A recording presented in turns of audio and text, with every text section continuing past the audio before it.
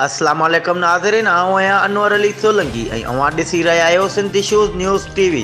Sindhi shoes news TV bulletin में अवां खे भलीकार ख़बर शामिल कंदासीं। इरफान अली बुरड़ो जी दादू गवर्नमेंट पीर इलाही बख्श ला कॉलेज लाइ दादू डिस्ट्रिक्ट बार जे मेंबरनि जी तरबियती 3 ॾींहं प्रोग्राम में जनाब Nadeem Akhtar justice high court of Sindh, director general jurisdictional justice जनाब अमीर मुस्लिम हानी, जज supreme court of Pakistan justice Adnan करीम मेमन, जज हाई कोर्ट सिंध जस्टिस जनाब अदनान इकबाल चौधरी, जज high court of Sindh justice जनाब मोहम्मद इकबाल कलोड़ो, जज हाई कोर्ट ऑफ सिंध, जिन जी गवर्नमेंट पीर इलाही बख्श ला कॉलेज दादू आमद ते बैरिस्टर पीर मुजीबुल हक, चेयरमैन कायम कमेटी बराए कानून पार्लियामेंटी उमूर ऐं इंसानी हुकूक ऐं पीर इलाही बख्श ला कॉलेज दादू जे प्रिंसिपल जनाब शफी मोहम्मद मेमन पारां शानदार इस्तक़बाल कयो वियो।